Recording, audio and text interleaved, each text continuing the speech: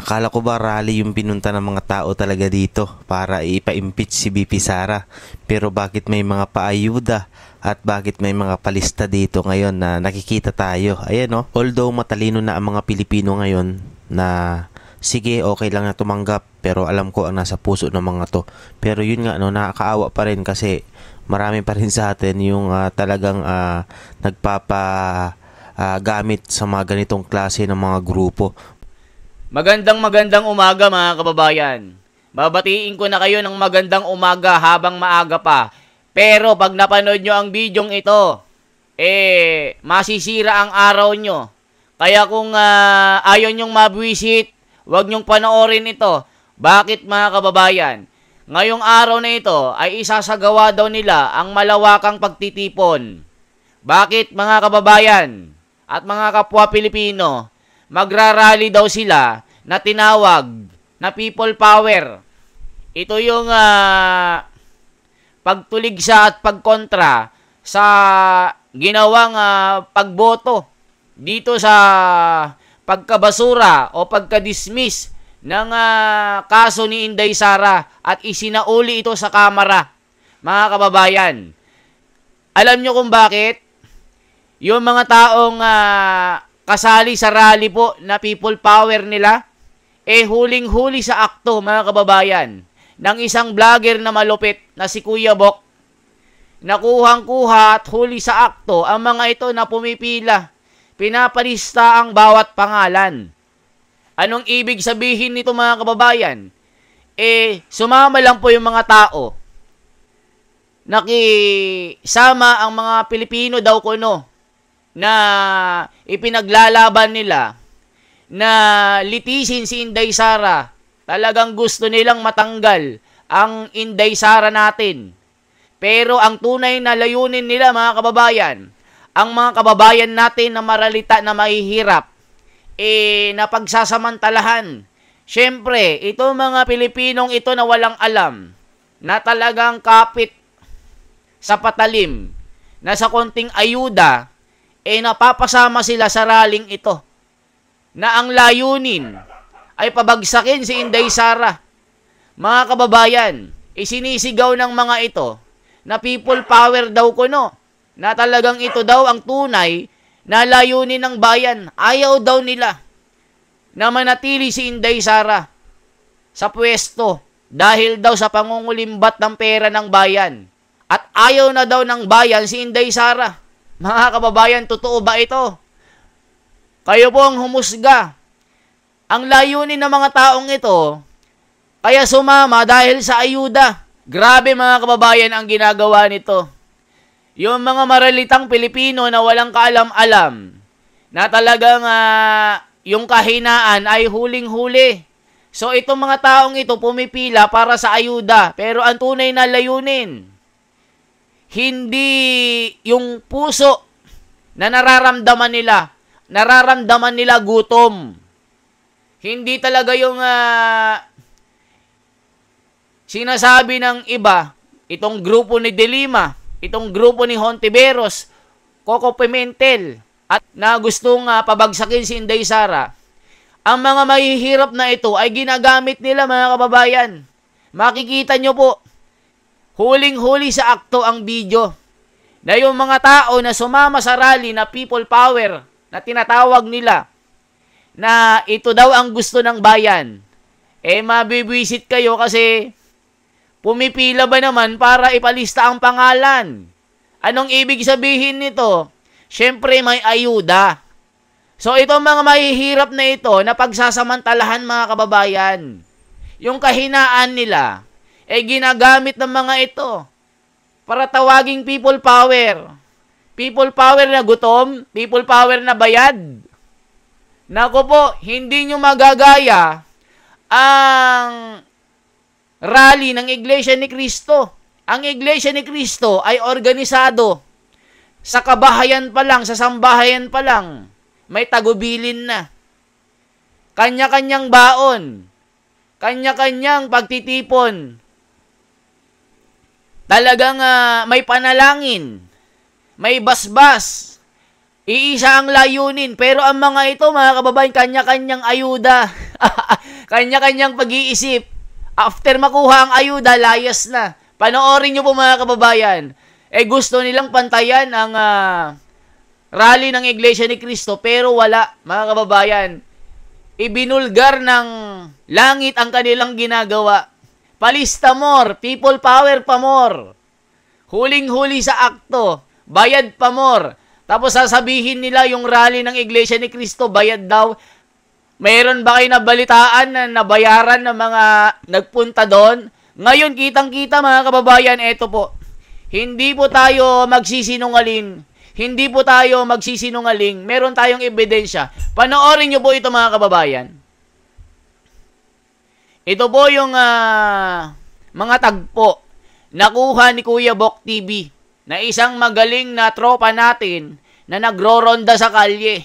Na ngayong araw na ito, talagang gagawin daw nila ang malawakang pagtitipon nila para usigin si Inday Sara, para isigaw na palayasin siya. Duterte, Inday Sara, litisin daw. Eto na po, huwag kayong kukurap, huwag kayong mabibwisit. Kasi pag napanood nyo ito, naku, manggigigil kayo sa mga taong ito. Ginagamit ang mga mahihirap. Eto na po. Akala ko ba rally yung pinunta ng mga tao talaga dito para ipa-impeach si BP Sara? Pero bakit may mga paayuda at bakit may mga palista dito ngayon na nakikita tayo? Ayan no, although matalino na ang mga Pilipino ngayon na sige, okay lang na tumanggap, pero alam ko ang nasa puso ng mga to. Pero yun nga, no, nakakaawa pa rin kasi marami pa rin sa atin yung talagang gamit sa mga ganitong klase ng mga grupo para lang makapunta, makasama, para lang masabi na merong tao na sumama sa mga rally katulad nito na nire-recruit or dinudo or kinukuha lamang sa mga gilid-gilid ng mga grupong ito. Ayan, ito yung mga kababayan nating walang kaalam-alam sa ipinaglalaban nila kaya sila ay hinugot dito or dinala dito sa ganitong klase ng mga rally. Totoo yan mga kababayan. Walang alam to mga kababayan natin to kaya nakakaawa. Kaya iba talagang kumakapit na lang para magkaroon sila ng pagkain, no, pantawid. At yung iba naman ay iba naman yung natatanggap. So yan yung realidad ngayon dito sa Pilipinas or yung mga grupong talagang walang ginawa kundi manggulo lamang at mas lalo pang pababain yung dignidad ng ating mga kababayan. Dito mapapansin yung mga kababayan, halos lahat yan mga kabataan. Yung sa unahan na yan yung mga aktibo talaga, yung mga akbayan na yan yung mga aktibo pagdating sa mga ganitong klase ng mga magugulong rally. Yan mga yan. Yan mga kabataan ho yan. Papansinin nyo, galing yan ng mga iba't ibang school dito sa Metro Manila, mga universidad na tinuringan mo mga tinitingala no ng mga ibang kabataan dahil nga sa pangalan ng kanilang universidad, pero ito yung ginagawa nila. Ayan. Yan yung mga aktibo. Pero pansinin nyo, pagdating dito sa huling bahagi ng kanilang rally, niyang grupong yan, nandyan yung mga kawawang mga kababayan natin. Yan, ito na yung huli. Pansinin nyo mga kababayan, yung mga kababayan nating kawawa naman na walang kaalam-alam, hindi nila alam yung kanilang ibinaglalaban kung bakit sila nandito. Kung sa mga hinugot lang po no, sa gilid-gilid. Ayan, so isa lang ibig sabihin, talagang lihitimong hakot tong mga ganitong klase ng rally. Itong mga ganitong klase ng mga magugulong rally. O mga kababayan, kitang-kita nyo po ang tinatawag nilang people power kuno. Pagtitipon daw ng taong bayan. Huling-huli sa akto, parang soko. May ebidensya, aktwal na pagsuko ng kanilang mga dangal. Nagpunta lamang sa rally na tinatawag na people rally, people power daw ng bayan. Pero ang tunay na layunin, kumuha ng ayuda, nagpalista ng pangalan. Anong ibig sabihin nito mga kababayan? Ang mga mahihirap na mga Pilipino, nagagamit ng mga manlolokong tao. Tinatawag nila ang kanilang sarili na makabayan para linlangin ang tunay na makabayan.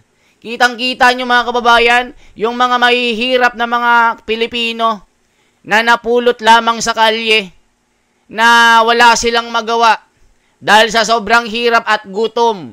Pag merong na lamang mga rally, merong palista ng pangalan, syempre may pagkain. Mga kababayan, kayo nang humusga.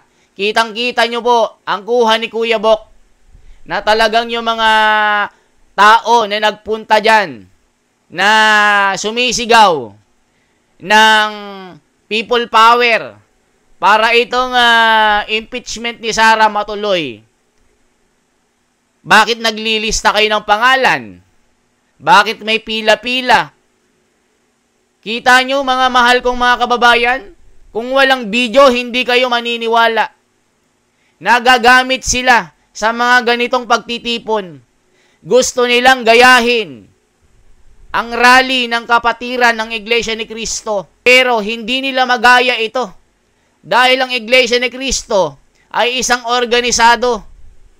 Isang tunay na pagtitipon ng isang bayan na merong isang pinuno na talagang kusang loob nasasama para sa banal na aral na nasa Biblia. Pero ang mga ito, mga kababayan, yung mga Pilipino na nagagamit na mga mahihirap dahil sa gutom, wala silang magawa, tinatawag nilang people power. Pero ang napupulot nila yung mga kababayan natin na mahihina dahil sa sobrang hirap at gutom, nagagamit sila sa mga pagtitipon na ganito, mga kababayan. Isinisigaw nila, people power, people power. Kayo ba talaga ang tunay na people power? O wala ng power? Nakita nyo naman ang boto, yung resulta ng eleksyon. Si kapatid na Kamorcoleta, nanalo ng landslide na sinasabi nyo, hindi mananalo, walang karisma. Hindi gusto ng tao. Kita nyo mga kababayan? Ibinoto ng milyong-milyong mga Pilipino. Ang Duterte, si Tatay Digong nanalo. Naging mayor ng Davao kahit nakakulong sa ICC. Sila Basti, sila Pulong. Ngayon naman, si Sara Duterte, gusto nyong pabagsakin sa mga binibintang nyong mga kasalanan na hindi naman niya ginawa. Sabi nga ni Marcoleta, wag nyo nang ituloy. Kasi nga, mapapahiya lang kayo. Wag nyo nang ituloy. 18.5 ang boto. Mga kababayan, kayo nang humusga. Diba? Nagagamit lang yung mga kababayan natin na mahihirap, na tinatawag nilang people power. Aktual. Akto na huli sa video. Nakapila sila. Nakahilera. Para ilista ang pangalan kasi may ayuda. Naku po mga kababayan. Sa rally ng Iglesia ni Cristo, wala kayong makikitaan na ganyan. Organisado. Tahimik lang. Pero pag ginising nyo, malahigante ang pagkilos. Mga kababayan, yan ba ang tinatawag nyong people power? Yung mga nakikita nyo ngayon? Dahil ayaw nila ng tunay na kamay na bakal? Kayo na humusga mga kababayan.